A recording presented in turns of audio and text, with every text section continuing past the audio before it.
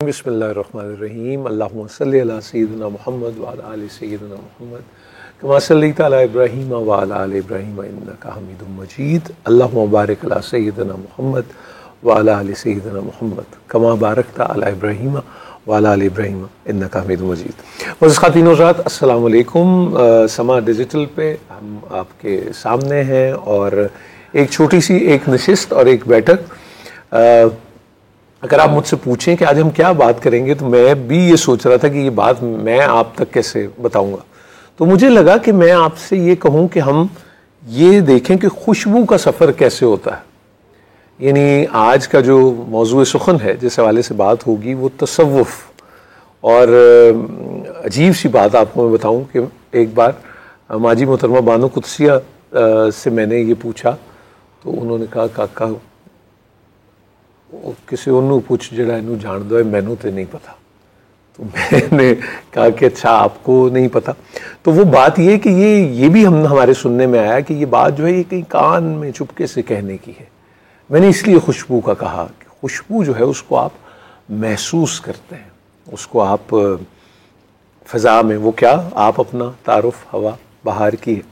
तो आज आपकी मुलाकात और बल्कि बातचीत जो होगी वो जिस शख्सियत से है, बहुत मौजू इस हवाले से बात करने के लिए, और वो एक लेगेसी के साथ जो चल रहे हैं। मतलब what an honour for me, और हमेशा ही होता है कि जनाब वासिफ़ अली वासिफ़ रहमतुल्लाह अलैह के साहबजादा काशिफ़ महमूद हमारे साथ हैं। अस्सलाम वालेकुम काशिफ़ भाई। वालेकुम अस्सलाम। मिजाज बखैर? अल्हम्दुलिल्लाह, शुक्र। अब काशिफ़ भाई, मैं आपसे पूछूं, ये सवाल जो हल्का है और फिर जो वासिफ़ीन भी अगर कहूँ, और या मुसलमानों में और इंसानों में ख़ास तौर पे कहीं ना कहीं बंदा रेसिपी का भी कायल रहता है कि जी ये क्या है, कैसे है, साख्त क्या है। तो कोई आसान लफ्ज़ों में आप बता सकेंगे कि तसव्वुफ़ क्या है, अगर हम एक आम शख्स के लिए? बिल्कुल, बहुत आसान है। सौफ कहते हैं काटने को, ठीक है, तराशने को, बल्कि काटने को नहीं, तराशने को, तराश सौफ। तो यूं समझ लें कि एक माली है, वो एक पौधे को तराश खराश के जैसे खूबसूरत बनाता है ना, ठीक है, तो इसका नाम है तसव्वुफ़ पूरा। बिल्कुल ठीक। अब इसमें एक पौधा चाहिए और एक माली भी चाहिए, ठीक है। यानी कि एक हो, आपका गुरु हो और गुरु का एक मानने वाला हो, ठीक है। तो वो गुरु उसकी पर्सनालिटी के जितने भी नेगेटिव ट्रेट्स हैं ना, वो आहिस्ता आहिस्ता तराशता है, खराशता है, उसके जहाँ जहाँ नुक्ते फंसे होते हैं वो ज़िंदगी उसकी आसान करता जाएगा और आसान करता जाएगा, ठीक है। और यहाँ तक कि वो पौधा खूबसूरत नज़र आएगा। बिल्कुल ठीक। एक पुराना शेर है, बहुत पुराना है, बहादुर शाह ज़फ़र का शेर, कि आराइश जमाल को मशाता चाहिए। आराइश जमाल को मशाता चाहिए। मशाता उस दौर के ब्यूटी पार्लर को कहते थे, कि आराइश जमाल को मशाता चाहिए, बेबाग़बां रह नहीं सकता चमन दुरुस्त। ओए होए, बेबाग़बां रह नहीं सकता चमन दुरुस्त। चमन दुरुस्त, के चमन को दुरुस्तगी के लिए ना फिर एक बागबान की जरूरत होती है जी। ठीक है। अच्छा, अब ये अगर मैं आपसे ही उसको लेके चलूं, तो वो जब झाड़ियां वाड़ियां, खानदार वो कर दिया, फिर जड़ को पानी मिल रहा है कि नहीं, वो भी साथ में आ गया, और फिर लाइट सही पहुंच रही है या नहीं, और कुछ वो खुश्क हो गया तो उसको अलग कर देना है, फिर पनीरी भी इसी के अंदर में आ जाएगी। ये है। तो ये आपको ये लगता है कि पौधे की तो अगर एक बात करें, और वो मुझे लगता है कि वो पूरी सुपुर्दगी माली या बागबान को वो एक हो जाती है, इंसान घबराता है सुपुर्दगी से भी।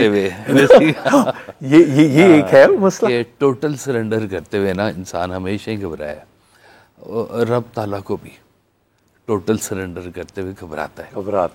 वो एक भाई साहब का शेर है कि ये जानना चाहते हो कि मैं राज हूँ किसका, ये जानना चाहते हो कि मैं राज हूँ किसका, आ खाक में मिलना है तो हमराज बना दूं। अरे रे। अब हमराज बनना बड़ी कीमती बात है अगर कोई समझे, लेकिन खाक में मिलने को तैयार नहीं है लोग, वहाँ पे रुक जाते हैं। यानी कि अब समझ नहीं आ रही ना कि बड़ा खजाना कौन सा है, सही ये है या वो है, राज बड़ा खजाना है या खाक में ना मिलना बड़ा खजाना है कि दाना खाक में मिलकर गुलो गुलजार होता है साथ हो। अच्छा, मैं वो मिर्जा हादी रुस्वा के वो उसमें कि वो क्या, अगर मैं सही अदा करूं कि मिले हो जो रुस्वा से जताकर मोहब्बत, ना छोड़ेंगे तुम्हें रुस्वा किए बगैर। बिल्कुल राजा राजा करती नहीं, मैं आप पे राजा। अब ये वही लेकिन ये जो तराश खराश का एक अमल है, और हम अब अगर आजकल लाहौर की बात करें और PHAs या जितने उससे मुंसलिक टीमें होती हैं, ऐसी ऐसी खूबसूरत बेल, ऐसी ऐसी जगह, आप तुर्की में भी बड़ा खूबसूरत वो आपको एक लैंडस्केप नजर आता है। तो आप ये कहना, मैं हॉर्टिकल्चर तो नहीं कहना चाहता मैं ये कह रहा था कि इसका मतलब है कि जो बेल बहुत निखरी हुई हो वो भी दिखाई पड़ती है, और अगर बेतरतीबी हो तो वो भी दिखाई नजर आती है कि भाई इसका कोई ख्याल रखने वाला नहीं है। ये बात बजाय, बिल्कुल बजाय। इंसान मूव कर रहे हैं ना सोसाइटी में, तो अब उसकी मूवमेंट जो है ना जी, वो हर लम्हा उसका वो कहीं ना कहीं पे काउंट हो रहा है। ठीक, चाहे रोड पे जाते हुए हो रहा है, जैसे वो वह सब कहा करते थे कि जिसने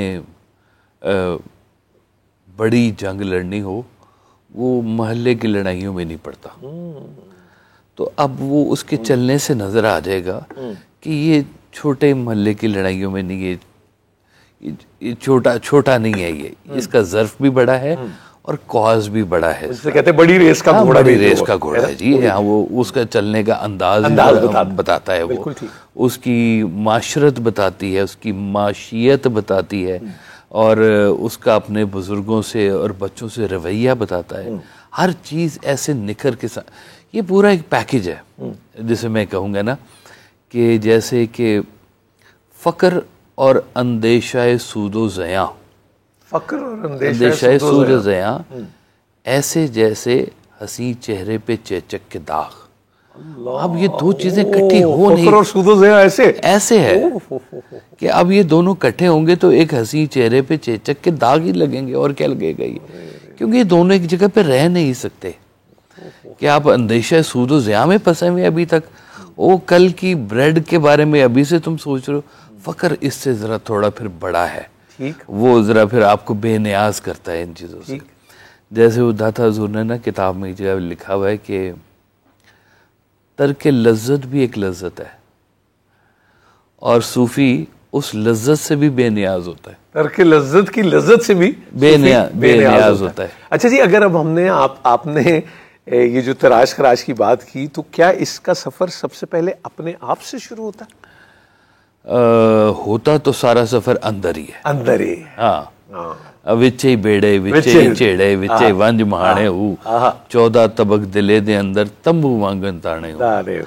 सुल्तानुल आरफीन बताते हैं कि ये जो आपका जिस्म है ना, इसके बीच में 7 जो है औसाफ इंसानी है और 7 औसाफ आपके रहमानी है, ठीक है, रब्बानी है, यूं कह लें। ठीक। और वो उन्होंने कहा कि ये 14 तबक जो है ना, ये खुलते ही ऐसे हैं कि आपके वो जो 7 नेगेटिव हैं वो बंद होने होते हैं, और 7 जो पॉजिटिव हैं वो खुलने होते हैं। बिल्कुल ठीक। उनके असरार भी खुलने होते हैं। ठीक। तो ये जो सूफी है, ये आपको उन चीज़ों से निकालता है। एक एक बुराई के अंदर एक एक बीमारी मौजूद है। हसद इट्सेल्फ बहुत बड़ी बीमारी मौजूद है। तकब्बुर अपनी जगह बहुत बड़ी एक बीमारी मौजूद है, बल्कि इतनी बड़ी है कि मेडिकल बीमारी से ज़्यादा बड़ी बीमारी है ये। किसी को कहें कि कैंसर है तो वो शायद रिपेयरेबल है, लेकिन अगर किसी को कहें ना इसको तकब्बुर है, ओहो हो, तकब्बुर तो अल्लाह ताला को वैसे पसंद नहीं है। और वो कहते हैं कि अल्लाह की रिदा है, हाँ, उस पे वो करना, उसकी चादर पे हाथ डालने के बराबर है जी, कि आप ज़मीन पे अकड़ के मत चलो। कह दिया, हुक्म दे दिया देने वाले ने, तो अब उसके मुकाबले पे जाके ऐसे खड़े होके करना, ये तो बड़ी आप ललकार रहे हैं, सीधा सीधा है। तो ये इंसान की औसाफ जो है ना जी, आहिस्ता आहिस्ता साफ होना शुरू होता है। मौला अली फरमाते हैं कि पाकीज़ा अखलाक तसव्वुफ है। पाकीज़ा अखलाक तसव्वुफ है। तसव्वुफ है। अच्छा, अब पाकीज़ा अखलाक से मुराद आपके मामलात हैं, एक बिल्कुल खास के? बिल्कुल बिल्कुल ठीक। और इखलाक तो वो कुंजी है ना जी, जिससे पता चलता है कि आप इंसान कैसे हैं। ये इंसान की ज़ुबान से बयान होता है, और जहाँ ज़ुबान नहीं इस्तेमाल करनी वहाँ पर भी बयान होता है। कि आपके जैसे वह साहब का एक फ़िक्र है कि पहले तुम दुनिया के लिए बेज़रर हो जाओ, दुनिया के लिए बेज़रर हो जाओ, यानी कि तुमसे किसी को कोई तकलीफ ना पहुंचे, वो ना पहुंचे। और दूसरा अमल यह है कि तुम दुनिया के लिए मनफियत बख्श बन जाओ, तुमसे नफा पहुंचना शुरू हो जाए।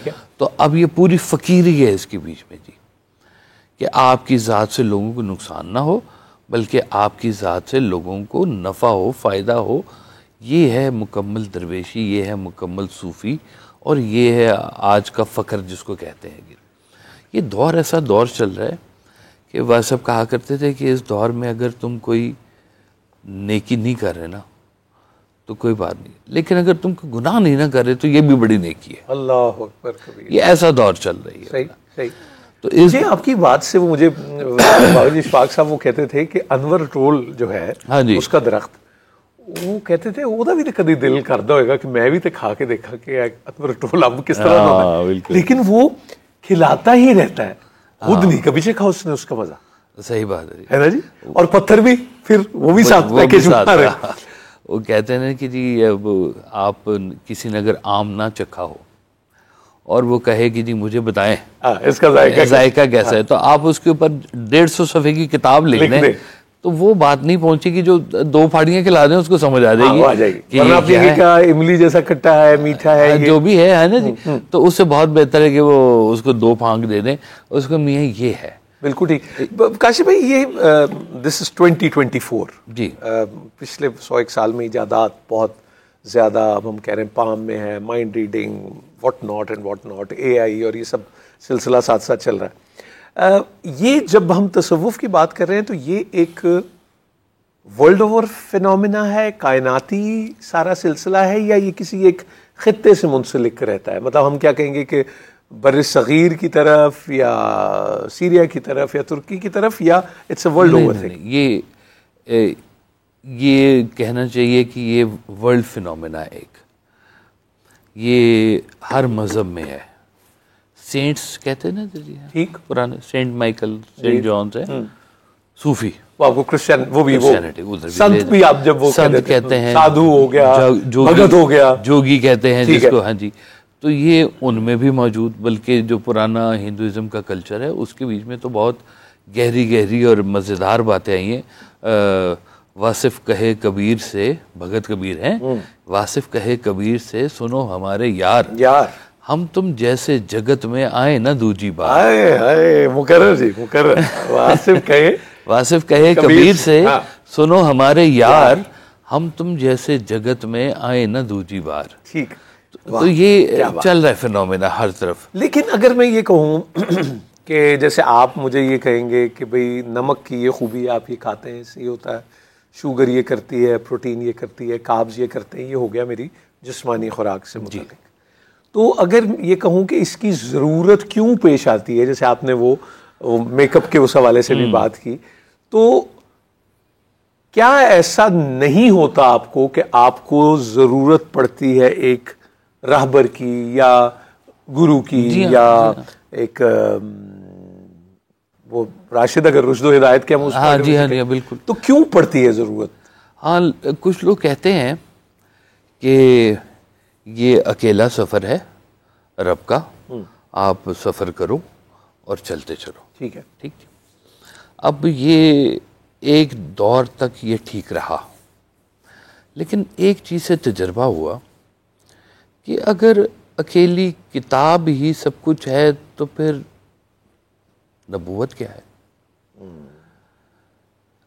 कुछ तो है जिसकी कुरान आपको साहिब कुरान के रास्ते से वहां से आप समझ आएगा ना जी। बिल्कुल, हाँ, बिल्कुल सही। अब वो समझाएंगे तो उनका समझाना और समझाना है। आप अगर पढ़ रहे हैं तो वो और उसका मतलब भी निकल रहा है। जैसे कहते हैं कि दाता साहब की कश्फुल माजूब पढ़ लो तो वो मतलब और है, लेकिन उनसे इजाज़त लेके पढ़ोगे तो ज़रा और मतलब भी निकल आएगा। तो इसलिए वो एक ना चाहिए होता है। एक शख्स था जो बूटियों के इल्म जानता था, ठीक। तो उसके गुरु ने कहा कि भाई इस किस्म की ये बूटियाँ हैं, इनको जाओ जंगल से ढूंढ के लाओ और इसके जो अर्क निकलेगा उसको कहेंगे जवाहिरुल अकाकीर। अच्छा जी। कीमती जवाहरुल अकाकीर, सबका अर्क का भी हाँ, जौहर जो है सही। तो जाओ मियाँ वो गया, और ये कुछ दिनों की बात नहीं थी, ये सालों का काम। अच्छा, वो सब उसको इकट्ठा करने उस पे चला गया। और जब वो करके तो वो उसने शीशी बना ली ना, तो शीशी बनाने के बाद ना उसको फख्र महसूस हुआ कि मैंने वो कर लिया जो मेरे गुरु ने कहा था। और वो जब गुरु की खिदमत में लेके चलने लगा, ठोकर लगी और वो गिर गया और वो बोतल टूट गई। ओहो, यानी इतने सालों का वो सारा मेहनत राय का मुजाहिर वो हाँ। जज्ब हो गई। मतलब अब वो गुरु के सामने चेला रोई जाए कि मेरे इतने सालों की मेहनत, और गुरु हंसी जाए। उसने कहा जी मुझे रोना आ रहा है कि मेरे इतने सालों की मेहनत है, आप मुस्कुरा रहे हैं, आप हंस रहे हैं इस बात के ऊपर। उसने कहा जो तू ढूंढ रहा है ना वो तो तुझे नहीं मिला, लेकिन जो मैं ढूंढ रहा था ना वो मुझे मिल गया। उसने कहा हुजूर आपको क्या मिल गया? उसने कहा मुझे मिल गए तेरे आंसू। अल्लाह, क्योंकि इन आंसुओं से इन बूटियों में रस पैदा होता है। अब ये शनाख्त कौन करवाए? ये खुद से नहीं होगी। वो आईना चाहिए आपको बाल भी संवारने के लिए, है ना जी। और फिर तेरा आईना है वो आईना के शिकस्ता हो तो अजीज तरह निगाह आईना साज। आईना साज में जी, तो वो आईना दरकार होता है आपको। काशी भाई, इसका मतलब फिर तो दुख और सुख की डेफिनेशन भी बज़ाहिर बदल जाएगी। इसलिए कि ऐसा सुख जो आपको गाफिल कर दे किसी से, और ऐसा दुख जो आपको उससे जोड़ दे, वो तो फिर बहुत बड़ी नेमत हुई। लोग तो यही समझते हैं कि वो तकलीफ जो तुम्हें ले जाए उस रास्ते पर, वो उस खुशी से बेहतर है जो तुम्हें गाफिल कर दे। वो तकलीफ जो तुम्हें रब ताला के करीब कर दे, उस खुशी से बेहतर है जो तुम्हें गाफिल कर दे। यानी कि अब हम समझेंगे कि दुनिया में गफलत और खुशी जिसको हम महसूस कर रहे हैं, तो ये इससे ना कुछ फार्मूले बन गए हुए हैं जी, कि ये एक जिस्म है जिसको राहत चाहिए, ठंडी मशीन चाहिए, नरम उसको बिस्तर चाहिए, उसको अपने कंफर्ट लेवल का ध्यान करना चाहिए। एक आपकी सोल है, सोल का जो पीसफुलनेस है ना उसकी जो, वो सिर्फ रब ताला की कुर्बत में है और कहीं नहीं है। जिसको कहना चाहिए तकर्रब इलाही, वो उसके करीब होने में ही रूह को सुकून मिलेगा। आप कमा लें, पैसे कमाएं, सारा कुछ करें, एक टाइम आएगा कि आपको चीज़ों से बेजारी पैदा होनी शुरू हो जाएगी। और वो बेजारी पैदा होते आपको समझ नहीं आ रहा होता कि इतना कुछ है मेरे पास, मैं आराम की नींद क्यों नहीं सो सकता, मेरे अंदर वो बेकरारी सी क्यों पैदा हुई हुई है। तो फिर कोई आके बताएगा मियाँ करार तो सिर्फ रब ताला के जिक्र में है, उसके करीब होने में है, इसके अलावा तुम्हें करार कहीं नहीं मिलेगा इस दुनिया के अंदर। करार नहीं। हाँ, बिल्कुल। मुझे वो बाबा इरफानुल हक साहब की वो बात, और मुझे बड़ी वो जिसको कहते हैं ना कि उन्होंने कहा कि आराम जो है उसका ताल्लुक है हार्डवेयर से। अच्छा जी। यानी अच्छा बिस्तर, फोन, ये सारा। सुकून का ताल्लुक सॉफ्टवेयर से। ठीक है जी। जो वाजिद साहब ने ख्याल की बहुत बात की कि जो तुम्हारा ख्याल है वही तुम्हारा हाल है। तो अब आपको जब आप ये तसव्वुफ की बतौर खास बात अगर कर रहे हैं, मुझे याद आया कि शायद साहब जी इशफाक साहब ने किसी नशिस्त में कहा कि जिस वक्त भी किसी इंसान को ये सवाल लाहक हो जाए कि मैं कौन हूं और मेरा यहाँ आने का क्या मकसद है, तो फिर एक सफर उसका शुरू हो जाता है। फिर वो सवाल उसको कहीं बैठने नहीं देता। हाँ, ये सवाल तक पहुंचते उम्र लग जाती है। वो कहने को ये सवाल नहीं कहने है, को बिल्कुल ये सवाल तक पहुंचते लोगों को उम्र लग जाती है। बाजीचा या तफाल है दुनिया मेरे एक लंबी कहानी है। वह सब कहा करते थे कि जब तक एक सवाल तुम्हारी जिंदगी में ऐसा पैदा ना हो जाए कि जिसका जवाब लिए बगैर तुम्हारी जिंदगी खत्म है, एक सवाल, उस सवाल तक पहुंच जाओ अपनी जिंदगी में कि ये मालिक मैं चलो ये भी छोड़ देता हूँ, ये भी छोड़, ये सवाल ऐसा मेरी जिंदगी में पैदा हो गया कि या मैं मरता हूँ या मुझे इसका जवाब दे दो। अगर आप अपनी जिंदगी में उस सवाल तक पहुंच गए तो उसके बाद उस सवाल का जवाब आपको बना दिया जाएगा। अरे उस सवाल का जवाब आपको बता, ये दोहरा दीजिए जरा, ये दोहरा दीजिए जरा। ये तो चल रही होती है ना कि देखें कि वो सवाल कीमती सवाल है कि आपके पास उस सवाल के अलावा कोई ऑप्शन ही नहीं है। अब वो सवाल अगर आप बन गए हैं ना, तो उस सवाल का जवाब भी फिर आप ही हैं, वो आप ही होंगे वो जवाब, और कोई नहीं होगा। तो वो जो जिसे हम कहेंगे कि यूं जिंदगी की राह में टकरा गया कोई, कोई एक ऐसा आपको मिल जाता है जो देता है। मुझे याद है, अल्लाह गरी के रहमत करे, मुन्नू भाई को जी। एक दिन हम वो महफिल से वापस आ रहे तो रास्ते में एक जगह पे रुक के 7 अप पी रहे थे, तो वहाँ पे मुन्नू भाई ने सवाल किया कि भाई साहब गाना लगा हुआ, यूं ही कोई मिल गया था सरे राह चलते चलते है, हाँ वो पुराना गाना है, पाकीज़ा पाकीज़ा। हाँ। तो वो रेडियो पे आ रहा था, तो मुन्नू भाई ने कहा कि भाई साहब ये यूं ही कोई मिल जाता है सरे राह चलते चलते। तो उन्होंने कहा मुन्नू भाई यूं ही नहीं मिल जाता, पहले राह का भी तयन होना चाहिए कि वो राह भी है कि नहीं। हाँ, अगर उस राह पर हो तो हो सकता है वो यूं ही मिल जाए तुम्हें सरे राह चलते चलते, क्योंकि वो और राह का मुसाफिर है, आपके राहें बाकी और भी हैं। इसलिए वो राह का तयन पहले हो जाना चाहिए कि ये मेरी राह है। अब उस राह पे कहीं ना कहीं आपको वो मिल जाएगा वो। लेकिन वो कहानी जो ना बड़ी और है। एक भाई साहब का शेर याद आ गया कि रिदाए शब से वरा आफताब थे कितने, रिदाए शब से वरा आफताब थे कितने, हमारे अपनी नजर पर हिजाब थे कितने, कितने। ये देखने को मैं बढ़ता गया गुनाह की सिमत कि आसियों पे करम बेहिसाब थे कितने। काजी भाई, लेकिन जब हम ये बात करेंगे, दिस इज एक्सट्रीमली पर्सनल। मतलब मैं अगर ये जिसको हम वो कहें कि जी मेरे साथ एक अजीबोगरीब वाकया पेश आया, तो वो इशफाक साहब कहते हैं वो कोई बात नहीं, वो भी पेश आने के लिए होता है अजीबोगरीब वाकया में। लेकिन वो जो मैं उसी आम की तरह जो आपने एक मिसाल दी, until and unless someone doesn't experience that, वो उसके बारे में राय दे सकता। एक नॉलेज ही है, जैसे कह दिया ना, तसव्वुफ है लफ्ज, इल्मुल यकीन है, ऐनुल यकीन है, हक़ुल यकीन है। अब ये सारे सवाल हैं, ये सारे अल्फाज हैं। अब ये अल्फाज जब तक उसमें से कोई गुजर नहीं रहा होगा ना, तब तक ये लफ्ज़ ही है। जैसे इश्क की चोट तो पड़ती है सबों पर यकसां, ज़र्फ़ के फ़र्क से आवाज़ बदल जाती है। तो अब वो कोई इश्क में हो तो किसी को कोई बताए ना कि क्या है इश्क। जो किनारे पे खड़ा है उसके लिए तो समंदर है, जो गहराई में है वो मोती सीप के निकाल के लाना जानता है। क्या बात। किनारे पे खड़ा हुआ बंदा कभी नहीं निकाल के ला सकता। तो हाँ, ये सब जब तक बातें उसमें ना हो मौजूद, तब तक तो फिर वो कह लें कि किनारे खड़ा हुआ नॉलेज हासिल कर रहा है, बहुत अच्छी बात है, नॉलेज हासिल करो।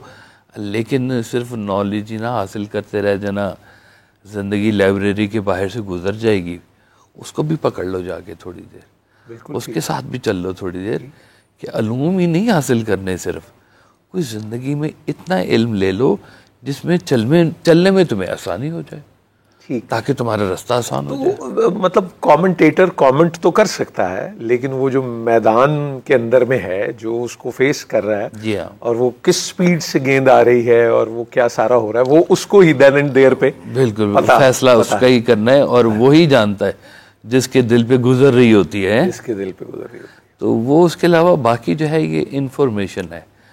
इंफॉर्मेशन तो बहुत सारी चीज़ों की हो सकती है आपको। हमारे लाहौर में वो एक डॉक्टर साहब थे, तो उन्होंने अपने रिसेप्शन पे ये लिख के लगाया हुआ था कि गूगल से पूछे गए सवालों का जवाब भी गूगल से ही लेकर आए। बंदा आपको लगता है कि डिपेंडेंस से घबराता है, यानी इंडिपेंडेंट होना चाहता है कि मुझे किसी की बज़ाहिर कोई मोहताजी ना रहे, यानी डॉक्टर के पास जाना है, अगर वो दस्ते शफा वाली बात के उस पर, या गाड़ी ठीक कराने किसी के पास जाना है, या अपना आप किसी से सीखना है, तो उसका दिल चाहता है ये क्यों मैं उस पर हूँ। मुझे याद है अशफाक साहब कहा करते थे कि मेरे लिए सबसे मुश्किल डिसीजन ये था कि मैं जहाज़ पे अपने आप को पायलट के हवाले कैसे कर दूँ। ये कितनी कि मैं बैठ गया और वो चला रहा है। और वो चला तो ये सरेंडर, वही ना कहा कि लेकिन ये किए बगैर बात समझ नहीं आती, क्योंकि वो मालिक जो है ना वो फिर कहता है कि अच्छा नहीं समझ आ रही, तो फिर वो मुझे भाई साहब का फिर एक फ़िक्रा याद आ गया। फरमाते हैं कि अपनी मर्ज़ी और अल्लाह की मर्ज़ी में फ़र्क का नाम गम है। गम है, ये भी दोबारा फरमा दीजिए। अपनी मर्ज़ी और अल्लाह की मर्ज़ी में फ़र्क का नाम गम है। अब जहाँ उसकी मर्ज़ी हो और वहाँ पे आपकी मर्ज़ी ना हो तो दरमियान में फिर गम खड़ा होगा। अगर आपकी मर्ज़ी और उनकी मर्ज़ी बराबर हो गई है तो फिर दरमियान से गम ख़त्म हो गया, फिर तो तू जो कहे मैं राज़ी। वो कहता है कि रहना है हर हाल में राज़ी, तेरे संग है जीवन बाजी, तू जिस हाल से गुजारे हम उस हाल पे राज़ी। वो कहते कि राज़ी रहूँगी जी में ठानी, मैं निर्गुनिया गुन नहीं जानी, एक धनी के हाथ बिकानी, चाहे हंसाए चाहे रुलाए, चाहे मोहे चित्त से भुलाए, राज़ी रहूँगी दी में ठानी, मैं निर्गुनिया गुन नहीं जानी। तो यार मेरा मेरे दुख विच राज़ी ते मैं सुख नू चुल्ले पाऊं। बेशक राज़ी फिर रज़ा, और फिर निस्बतें कहाँ कहाँ चली जाती हैं इसकी। बगैर मोहब्बत के कुछ भी ड्राइव नहीं हो सकता जी। मुझे याद है मैं ना एक यूनिवर्सिटी में लेक्चर देता था नौजवान, तो मैंने कहा इनको ज़रा देसी ज़ुबान में बात समझ में आएगी, तो मैंने कहा यार नौजवानों से मुखातिब कर, मैंने कहा तुम्हें अगर कोई कह दे तुम्हारी पसंदीदा शख्सियत कि फ़लाँ जगह पे सुबह 8 बजे पहुंच जाना, ऐसी क्या चीज़ है जो तुम्हें रोक लेगी? ठीक। तो लड़कों ने कहा जी कुछ नहीं।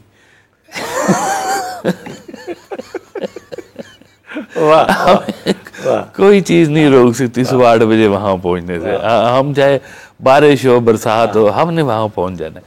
मैंने कहा ये होती है मोहब्बत।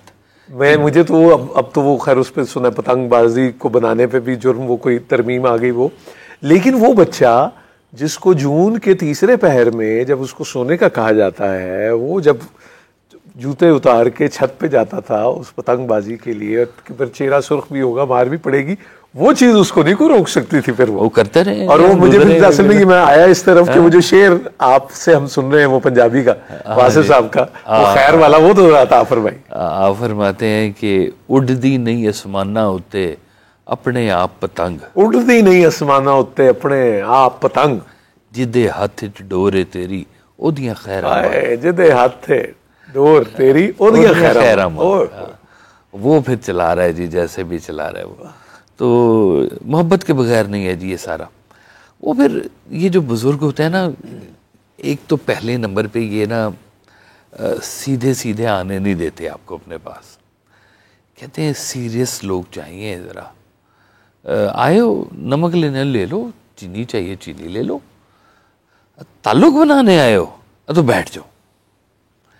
अब वो बिठा दिया, अब वो बिठा के तो उसको फिर वो सब्र से गुजारा। वो कहा कि जैसे सूफ़ी बरकत अली साहब ने फरमाया कि बहुत मुद्दत गुज़र गई तो बैठे बैठे ख्याल आया कि इतनी मुद्दत हो गई है, कोई फैज़ के रसा नहीं खुल रहे, कोई बात नहीं खुल रही, तो गुरु से कहा कि इजाज़त दें तो फिर मैं शहर वापस चला जाऊँ। तो उन्होंने कहा हाँ ठीक है तुम चले जाओ शहर। तो कहते मैं निकला तो अभी शहर नहीं पहुँचा था तो बादलों की गड़गड़ाहट हो गई और ऐसे लगा कि बारिश तेज़ होने वाली है। तो दिल में ख्याल आया कि बारिश होगी तो गुरु तो अकेले होंगे पीछे, तो मैं वहीं से वापस आ गया। तो आपने कहा आ गए? उन्होंने कहा जी अब वो पीकर भी कहाँ जाना है, अब हम यहीं बैठेंगे आपके पास ही। तो उन्होंने कहा चल आ गए तो फिर अब तेरा ही है सारा कुछ। तो वो पास बिठाने में बात समझ में आएगी, जो कहते हैं ना कि जी हमारा काम कर दिया बुजुर्गों ने या हमारा काम नहीं किया बुजुर्गों ने, दोनों सूरतों में ताल्लुक नहीं डेवलप हो रहा। अच्छा इस ये बताए इसका प्राइस बॉन्ड से, आपके माली हालात से मतलब हमने ये भी वो सुना कि बुजुर्गों ने कहा कि भाई जो हम देना चाहते थे उसका तो तालिब ही नहीं आया कोई, ये तो साथ ही जा रहा है, हर किसी ने को दुनिया ही मनफियत ही मांगी, तो ये क्या क्या इसको कैसे आप काशिफ भाई आप कैसे देखेंगे, क्योंकि ज़रूरत वो भी मैंने पिछले दिनों कहीं वो उन्होंने कहा देखे वो हमें जो सब ये बताते हैं कि ये पैसों के क्या क्या नुकसानात हैं, वो ये बताने के इतने इतने पैसे लेते हैं सही बात तो ये नीड तो है, चले हमने कर लिया पैसा, जिसे आज ख्याल किया जा रहा है कि ये सबसे बड़ी रियलिटी है, लेकिन ये भी बड़ों से सुना कि इसकी जगह जेब में हो, दिल में ना हो। परिंदों की जेब नहीं होती, हाँ, उनका बॉस भी नहीं होता, उस तरह रिपोर्टिंग भी नहीं है, लेकिन कोई परिंदा भूख से नहीं मरा कभी नहीं। सुबह निकलता अपना खाना खाता है, अपने बच्चों को लेके आता है, बिल्कुल ठीक, बगैर जेब के जाता है, बिल्कुल ठीक, ये एक तवक्कल है, बिल्कुल ठीक। अगर आप चैलेंज करेंगे ना कि या अल्लाह मैं रेगिस्तान में बैठा हूँ, मैं देखता हूँ कि तू मुझे खाना देता है कि नहीं देता, तो वो कभी नहीं देगा। लेकिन अगर आप इस यकीन के साथ बैठे कि मेरा मालिक मुझे रेत में खाना देगा, तो वो देगा। अब दोनों के अंदर बड़ा फर्क है जी। अब ये पैसा एक कन्वर्जन है आज के दौर की। तो अब जाहिर है अगर आपने बाहर जाना है, टिकट चाहिए आपको, पासपोर्ट चाहिए, वीज़ा चाहिए, तो इस तरह की तमाम चीज़ें जो है ना ये अब कन्वर्जन में आ जाती हैं। ठीक, मैंने एक जगह कुरान पाक में पढ़ी एक आयत, उसका मफहूम ये था कि जिन लोगों को अल्लाह मुंतखब कर लेता है ना अपने काम के लिए, उनके लिए ज़मीन में से रिज्क खोद के निकालना मुश्किल हो जाता है।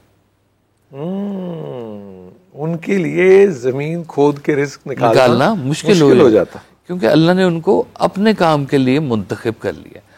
और फिर साथ हुक्म फरमाया उनको कि जिनके पास ये शुबा है माल वाला, कि तुम पर ये हुक्म है कि तुम उनकी मदद करो, ताकि तुम अल्लाह के काम में ऐसे शामिल हो जाओ।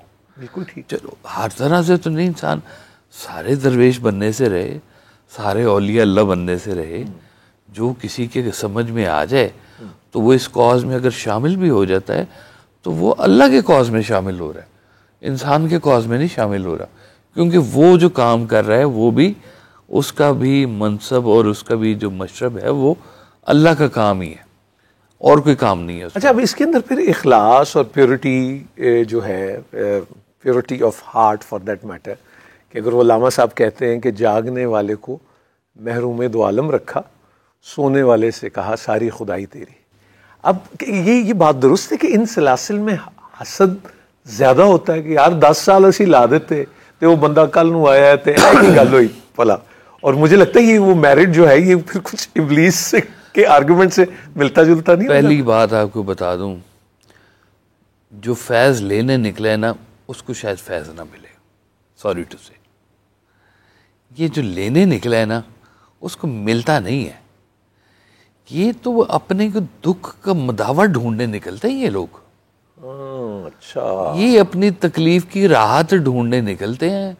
कुछ तकलीफ की चिट्ठी आई हुई थी, वो तकलीफ की चिट्ठी का हल ढूंढने निकले हैं। वो आग लेने गए तो पैगंबरी मिल गई उनको, तो वो ऐसी दरवेशी ढूंढने नहीं निकले। अगर सच्ची बात बताऊं आपको, वो तो मालिक ने उनको चुन लिया कि हाँ तू अब तेरा दिल है वो गुदाज हो गया है, टूट गया है, शिकस्ता हो गया है, तो अब तेरा दिल इस काबिल हो गया है कि इसके बीच में वो मार्फत या इश्क की जो है ना वो बीज डाल दिए जाए। तो जो घर से ये तय करके निकला है ना, जैसे वो कहानी सुनाई कि एक मुरीद गया पीर साहब के पास, हुजूर इसमें आज़म अता फरमाइए। उन्होंने कहा क्या करना भी है इसमें आज़म, सीधा ही मांग लिया तुमने। उन्होंने कहा सुना बड़े काम की चीज़ होती है और बड़ी दुनिया जो है ना इससे लोगों की मदद करती है। उन्होंने कहा अच्छा मियाँ जाओ ज़रा जंगल थोड़ा सा घूम फिर के आओ, तो शाम को बात करते हैं। वो क्या जंगल फिरता रहा, देखा एक बाबा भी वहाँ फिर रहा है, लकड़ियाँ इकट्ठी कर रहा है छोटी मोटी। शाम को बाहर निकले तो बाबे ने भी अपना गट्ठा उठाया हुआ, ये भी बाहर निकला। कोतवाली शहर का वहाँ से गुजर हुआ। उसने कहा बाबा लकड़ियाँ दे दो, हमने जलानी है सिपाहियों के लिए। बाबा जी ने कहा मैं बेचने के लिए निकला हूँ, आप खरीद लें, मैं घर वालों के लिए रोटी ले जाऊँगा। उन्होंने कहा तुम फौज से पैसे मांगते हो मारो इसको बाबे को। उन्होंने बाबे की कुटाई की और लकड़ियाँ भी छीन ली, और बाबा बेचारा अपना कपड़ा ऐसे रखा तो शहर की तरफ चल पड़ा। अब ये जो देख रहा था मुरीद, ये तो गया फिर और हाइपर हो गया अपने पीर साहब के पास। हुजूर जुल्म हो गया, आज अगर मेरे पास होता ना इसमें आज़म तो मैं देख लेता कि वो कैसे सिपा सलार जो है ना वो उस बुजुर्ग की जो है ना इससे तौहीन कर रहा था। तो उन्होंने कहा तुम्हें पता है वो बुजुर्ग कौन है? वो कहा जी कौन है? उनके वो है जिन्होंने मुझे इसमें आज़म अता किया है। अल्लाह अकबर कबीरा। तो ये अब देखें हर ताकत के पीछे एक ज़र्फ भी होता है। वो कहते हैं कि फतह करने की ताकत कोई फतह कर लो तो आसानी हो जाएगी। फतह करने की ताकत कोई फतह कर लो तो आसानी हो जाएगी। हाँ। और वो हम वो स्पाइडर में greater power brings greater responsibility है जी, बिल्कुल साथ है। तो ये जो ये लेने निकले हैं ना ये पावर उनके लिए है नहीं। लेकिन अब ये जो ताकत का अगर एक सिलसिला है या आप बरसरे पैकार अगर रहते हैं और वो तख्लीक़े कायनात से ही ये सिलसिला कि अगर इंसान और हक और बातिल ये जंग चल रही और वो अगर वो हिजबुल्लाह और वो सारा वो सब सिलसिला चलता रहता है तो सब अपने जिसको जो मानता है वो उसकी ड्यूटी देता है। असल में हर ताकत का बागी उसका शैतान कहलाता है। हर ताकत का बागी उस ताकत का शैतान कहलाता है। और फिरौन के घर मूसा भी आ जाता है। अब वो देखे ना, अब उसके लिए तो वो हजरत मूसा अलैहिस्सलाम गलत हो गए ना, क्योंकि ताकत कुछ और कह रही है। और जब हजरत मूसा अलैहिस्सलाम को हुक्म आया तो वो ताकत कुछ और कह रही थी। उस ताकत के अगेंस्ट वो गलत थे फिरौन की ताकत के नज़र हजरत मूसा गलत थे। तो हर ताकत ने एक दूसरे का वो रखा होता है कि ये इसके खिलाफ है, ये सुबह शाम इकट्ठे नहीं है, अलग अलग हैं, ये ताकतें बदलती रहती हैं। अच्छा, कभी मुकल्लद और गैर मुकल्लद भी होते हैं कि आप तकलीद जो करते हैं फिर वो सलासिल हैं, चिश्तिया है, नक्शबंदिया है, सोहरवर्दिया है, स्कूल है जिसे हम दीन के मज़ाहिब आपका रास्ता तय करने का, क्या आपको लगता है इसका ताल्लुक एक शख्स के मिजाज के साथ होता है कि उसका मिलान उस तरफ होता है? बिल्कुल बिल्कुल, बहुत ज़रूरी आपने बात पूछी और बहुत अच्छी बात पूछी। पहाड़ की चोटी पर जाने के लिए कई रास्ते होते हैं, ठीक, मुसाफिर के लिए एक है। मैं सफ़र करने से पहले ये बात जानना चाहूँगा कि मैं किस रास्ते सफ़र करना है। हज़रत ख्वाजा मोइनुद्दीन चिश्ती अलैहि रहमा महफिल में देखा कि लोग हो गए कुछ कम आज, पता करो कहाँ गए। वो पता किया तो सारे मंदिर गए हुए थे। अच्छा जी। अगले दिन वो जब आए तो सारे पूरे थे। उन्होंने कहा तुम्हारा तो अब मंदिर के साथ रास्ता ख़त्म हो गया है, तो तुम क्या लेने गए थे? उन्होंने कहा हुज़ूर हम मंदिर कुछ नहीं लेने गए थे, भजन हो रहा था, म्यूज़िक था, हमारे तो आबाओ अजदाद से म्यूज़िक चलता आ रहा है, तो वो म्यूज़िक ने हमें अट्रैक्ट किया। मीडियम। तो उन्होंने कहा ये कौन सी बात है, तो चलो फिर हम भी समाज शुरू करते हैं। तो वो मीडियम म्यूज़िक का बना दिया और उस मीडियम से उनको वो ज़िक्र इल्लाहू की तरफ लगा दिया। अब हज़रत ख्वाजा निज़ामुद्दीन औलिया जो थे वो समाज सुनते थे, म्यूज़िक से ताल्लुक़ था। हज़रत अमीर खुसरो म्यूजिशियन, साज बिल्कुल सारे। और उसके बीच में खुसरो निज़ाम के बलबल जइयो है ना जी, आज रंग है री माँ रंग है री, तो क्या क्या बातें। और खुद मीरे मजलिस बूद अंदर ला मका खुसरो, मोहम्मद शब में महफिल बूद शब जाए कि मन बूद हम, तो क्या क्या मकाम और क्या क्या बातें।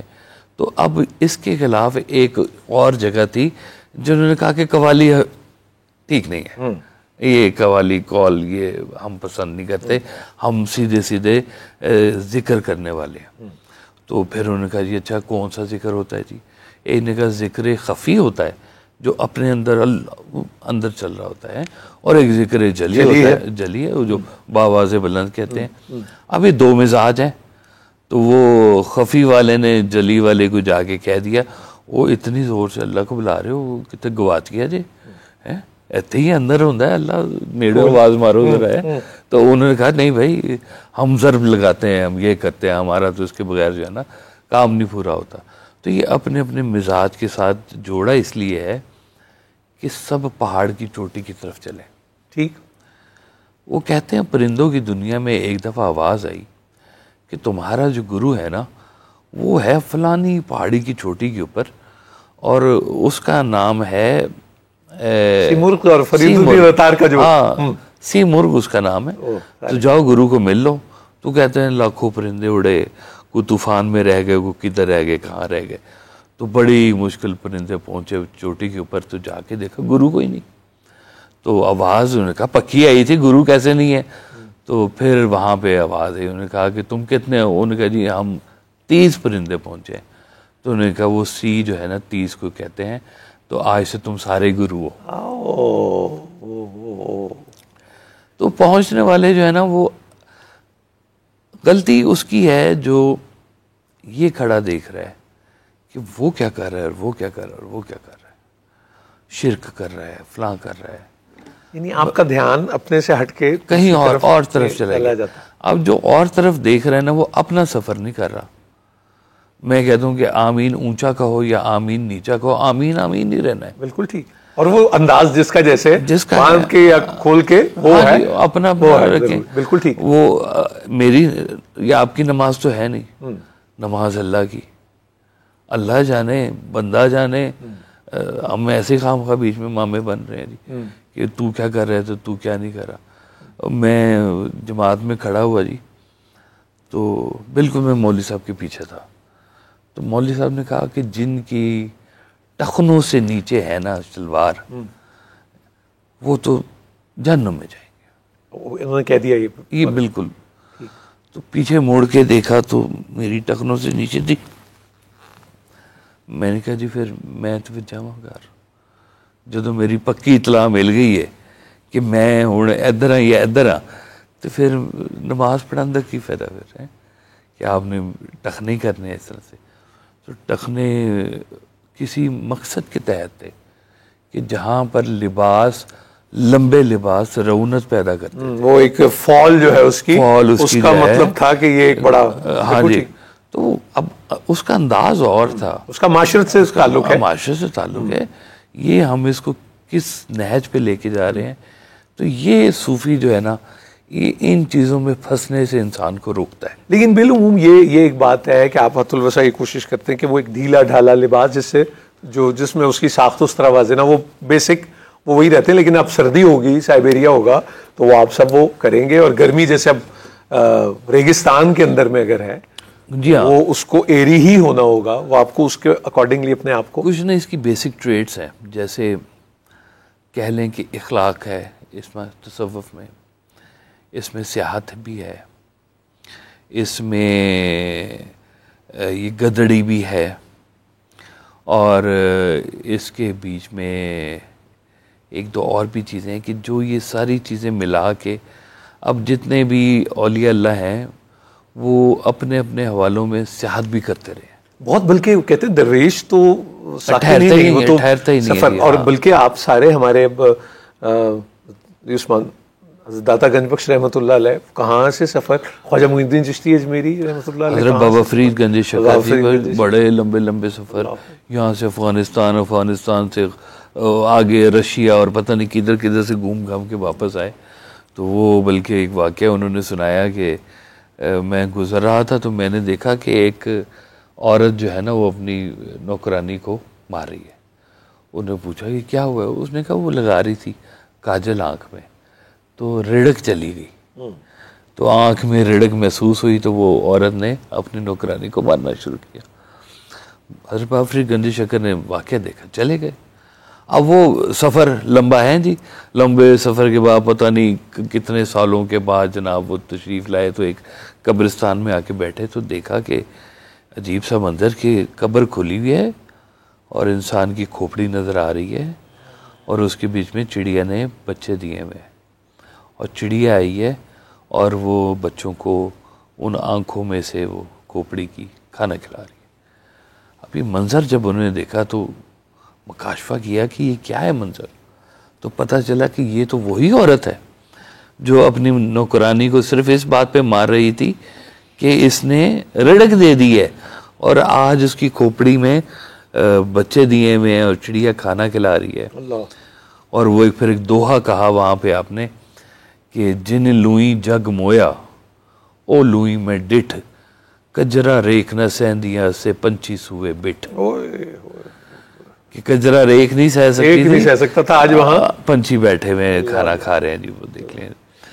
काशी भाई, इस सारे सिलसिले में जो इस्लाम में आदमियत है और इंसानियत है, मतलब कोई भी मज़हब दुनिया का ऐसा नहीं है जिसमें आप कहें कि ये इंसानियत के बगैर या उसके बगैर उसकी स्पिरिट में ना हो, खमीर जो है जी। अच्छा, यहाँ बहुत ही हमने देखा, और बिलखुसूस जितनी हकायात हम पढ़ते हैं, फिर हम ये सोचते हैं अच्छा ये हुआ था नहीं हुआ था। जब रूमी की मसनवी हम सुनते हैं तो सबक हासिल करने के लिए, आपके आसानी के लिए, तो इस पर कोई कॉम्प्रोमाइज़ नहीं। मतलब माड़े दे नाल खलोना है, बुराई से नफरत करनी है, बुरे से नफरत नहीं है, हिकनल लाना है। बिल्कुल। और यही हमने वो स्प्रेड इस खित्ते में भी देखा और बेबहा देखा और बेबहा देखा। तो आपको लगता है कि जब जाहिर बात तरबियत होती है तो आप उस नफ्स के मुताबिक, आपका इंस्ट्रक्टर, आपका टीचर क्लासरूम के अंदर में भी उसके मुताबिक उसे कम्युनिकेट करता है, क्योंकि हर बंदा एक अलग प्रोजेक्ट है। लेकिन अच्छा, कोई दवा किसी के लिए ठीक है, कोई किसी के लिए गलत और है, कोई किसी के लिए गलत है, सेम सेम सेम। लेकिन ये आपको तबीब पर पूरा भरोसा करना पड़ता है। आप जाते हैं जी, भरोसा करते हैं, आपको बिल्कुल दवाइयों का नहीं पता होता कि ये छोटी टेढ़ी गोली ने क्या करना है और ये मोटी गोली ने क्या करना है, बल्कि ये गोलियां तो अभी आई है ना। तो मुझे याद है, मैं दादी अम्मा को लेके जाता ना, तो वो पीली दवाई, नीली दवाई, 2 गोलियां, एक टीका, शीशी होते जो बड़ा प्लास्टिक दिया है ना जी, बिल्कुल हाँ। ठीक, बिल्कुल ठीक। तो इतना एतमाद डॉक्टर पे, तो जितने एतमाद से आप डॉक्टर के पास जाते हैं ना कि अच्छा, इसमें एक जगह वाइज साहब ने ना बड़ी खूबसूरत बात फरमाई। आपने फरमाया कि ये देखो कि पीर सच्चा कि मुरीद सच्चा। पहला सवाल जो यहाँ पे पैदा होता है कि लोग एतमाद नहीं करते किसी पर कि सब कुछ अपना, भाई वेरी डिफिकल्ट के भाई, वो जैसे पुराने दौर में कहा जाता था कि पहले अपना प्याला एम्प्टी योर वेसल, खाली करो, खाली होएगा तो कुछ जाएगा ना, अनलर्न भी तो आपको करना है, अनलर्न भी तो कुछ करना है। तो वो एक जापानीज एक है वो बंदा, वो कहता है कि इट्स वेरी डिफिकल्ट कि मैंने सारी जिंदगी इतना कुछ लर्न किया है, मैं एम्प्टी कैसे कर सकता हूँ, मेरे एमए और पीएचडी का क्या होगा। वो भी तो है। तो उसने कहा जी, फिर मुझे ना गुरु से ये बात समझ लगी कि वो आपका ना कुछ प्याला भी बड़ा कर देते हैं, कि वो भाई चलो कुछ पराना अच्छा वाला पड़ा भी रहे तुम्हारे पास, इसमें हम कुछ और भी ऐड कर देते हैं जी। तो ये भी एक अंदाज होता है कि वो प्याला भी कुछ ना बड़ा कर देते हैं। लेकिन ये जो एतमाद है ना, इसमें आपने फरमाया कि सबसे पहले मुरीद सच्चा, पीर से भी पहले, क्योंकि आपने कहा कि ये मुमकिन नहीं कि सच्चा आदमी उसकी राह में निकले और ज्यादा देर झूठे लोगों में रह जाए, उसको पकड़ के सच्चे लोग के पास आ जाएगा। आपने कहा तुम इखलास से उसके रास्ते में चलना शुरू करो, वो सच्चा बंदा तो दौड़ के आएगा और आके तुम्हें फैज़ याब कर जाएगा, वो तो ढूंढ रहा है, तुम तो सच्चे बनो। काजी भाई, जो ट्रस्ट डेफिसिट है, और अच्छा आजकल में तो अब ये बड़ा कॉमन हो गया, उन्होंने कहा यार ये घड़ी है, ये इसकी कॉपी 1 है, ये कॉपी 2 है, कॉपी 3 है, वो चूंकि महंगी बहुत होती है वो आप नहीं ले सकते, ये दिखने में वैसी ही होती है, लेकिन ये करके तुसी गुड़ते पा लो, तानू किन्ने तुसी चेक किन्ने करना। अब सवाल ये है कि ये जो हमारे अब्बा जी कहते थे कि नंबर 2 इस बात की दलील है कि कोई नंबर 1 है, बिल्कुल, ये एक सोचने का कैसा एक अंदाज है। लेकिन ये जो धोखा बंदा कहता है, और वो शाह साहब कहते थे इसकी याददाश्त बड़ी अच्छी होती है, जिधर से कहो उधर ही वापस आता भी है। तो इसको अगर पहचान की हम बात करें तो क्या मुझे सबसे पहले छाती खुद अंदर पहले मारनी होगी या फिर मैं देखूंगा? देखिए ना जी, ये नामुमकिन है कि गलती का अंदेशा ना हो, ठीक, और इंसान टू एयर इज ह्यूमन वो गलती का, और कहा गया कि मोमिन एक सुराख से 2 दफा नहीं डसा जाएगा। इसका मतलब चांसेस आर देयर कि एक सुराख से वो डसा जाएगा, ठीक है ना। अब लेकिन जब तक उसका विजन और कॉज अल्लाह है और वो उस रास्ते में चल रहा है, तो इस रास्ते में चलने पे गलत लोगों का आना और गलत लोगों से अगला सफ़र होना, ये सारे प्रोसेस का हिस्सा है। ताकि उसका विजन और विजडम भी बढ़ता जाए। जैसे आपने कहा ना कि गलत लोगों के होने इस बात की दलील है कि सही लोग मौजूद हैं, ठीक है, वो चूंकि तख्ती में दोनों एक दूसरे की वो निशानदेही और शायद गलत लोगों के मिलने के बाद ही सच्चे की पहचान शुरू होगी कि गलत ये होता है तो इसका मतलब सच्चा फिर क्या होता है। ठीक, तो सच्चे की डेफिनेशन तो सादा अल्फाज में ये की जाती है कि जिसके पास बैठने से अल्लाह की याद तेज हो जाए वो जगह अच्छी है, बस बैठ जाओ। जिन्होंने देख के अल्लाह याद आए वो अल्लाह वाला। या जिसके करीब बैठ के भी सिर्फ आपको अल्लाह की याद या उस रास्ते की, तो वो वहाँ पे अगर तेज हो गई है तो थोड़ी देर बैठ जाओ, वहाँ क्या हम कर लो, वहाँ से तुम्हें कोई ना कोई मिल जाएगा।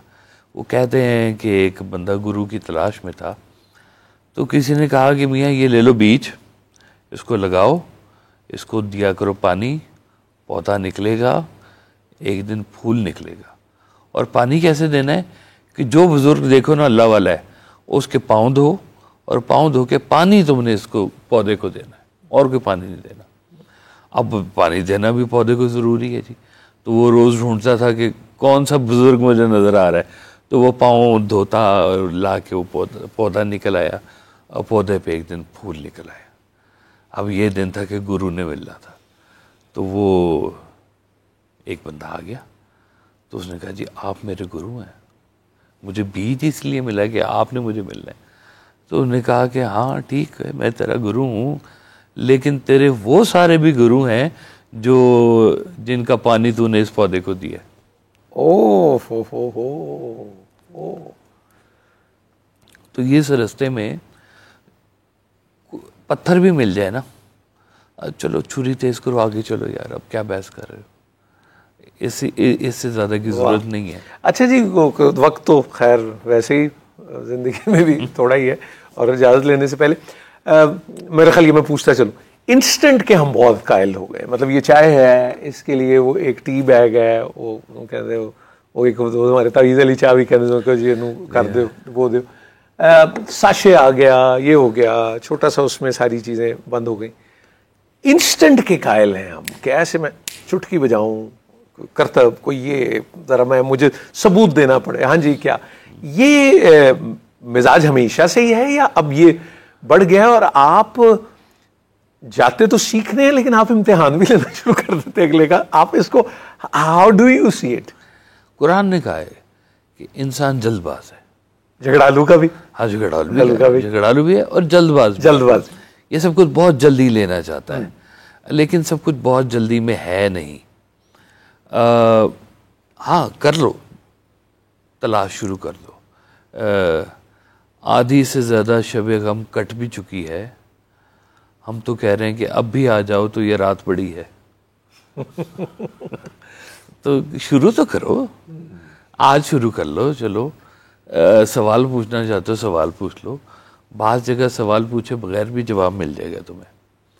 तो जहाँ वो कहते हैं कि जो जानने वाला है तो उसे अगर तुमने बताना है तो फिर तुमने क्या बताना है, और अगर उसको नहीं पता तो तुमने क्या बताना है।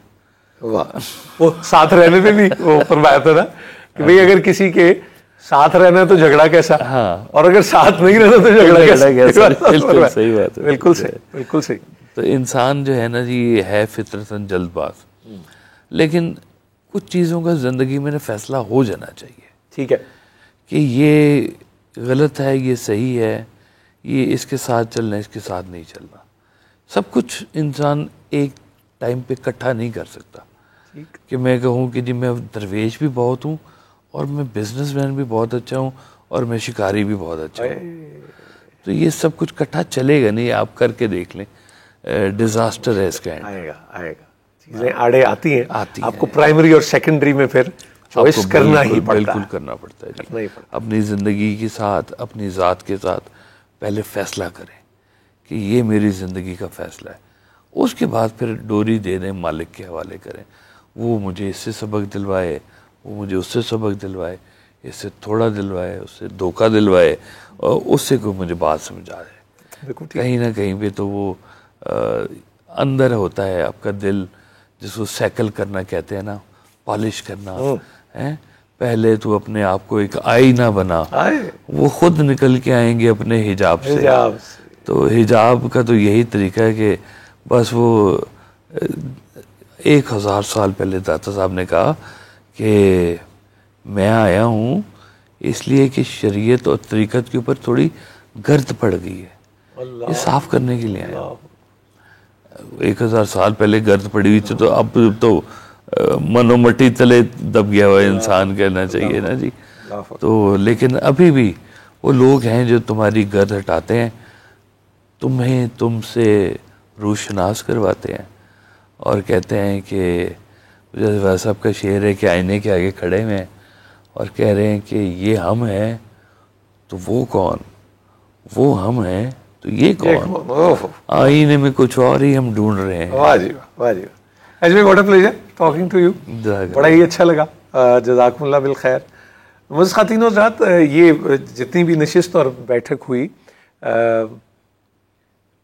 हमने कोशिश की कि कुछ ऐसे ही बात कर सकें, तो बात निकली है तो फिर दूर तलक जाएगी। मेरी तरह आप भी उम्र के किसी भी हिस्से से अगर गुजर रहे हैं तो उसमें कुछ एक बचपन का एक लुत्फ़ था, एक छोटपन था, फिर नौजवानी, ये सब सिलसिला साथ साथ चलता है और ज़िंदगी जो है वो गुज़र जाती है। वही अम्मी दुआ करती थी कि अल्लाह ख़ात्मा बिल खैर करे, और इसी के हम उसके तालिब भी हैं। लेकिन यहाँ सिर्फ ये कहना चाहूँगा कि हमारे दोस्त हैं इमरान अशरफ, उन्होंने एक प्रोग्राम में, बड़े कमाल के अदाकार, उन्होंने एक बात की। उन्होंने कहा बादशाह ने अपनी शहजादियों को कोई बीज दिए और कहा कि भाई इसको वो, और फिर जो आए वो, तो वो कुछ अरसे बाद जब वो मिली तो उसमें से जो 3-4 थी, उन्होंने मुख्तलिफ वो फूल जो है वो बीज के दिए, और एक जो वो थी शहजादी वो खाली हाथ थी। उसने कहा भाई क्या हुआ तुम्हारा, वो फूल नहीं? उसने कहा जी नहीं, वो तो बीज में से कुछ नहीं वो बरामद हुआ। तो वो बाकी सब बहुत खुश थी उस अपनी उस अचीवमेंट पे। तो बादशाह ने बढ़ के उस शहजादी को प्यार किया और कहा कि तुम सच्ची हो इसलिए कि ये मैंने असली बीज ही नहीं दिए थे, ये तो जाली थे, तो ये फूल नहीं निकले, तुम ही वो हो जो सच्ची हो। तो बाज़ वक्त हम जो फ़ैसला और अपने साथ जो बात करते हैं वो जाने सच पर मबनी होती है या नहीं, और फिर बेख्तियार ये भी बंदा कह देता है कि जे मैं वेखा अमला वल्ले ते कुछ नहीं मेरे पल्ले, ते जे मैं वेखा तेरी रहमत वल्ले बल्ले बल्ले बल्ले। अल्लाह ताला आप सबको आसानियाँ अता करे और आसानियाँ तकसीम करने का शर्फ अता करे। इजाज़त दीजिए, अल्लाह हाफ़िज़।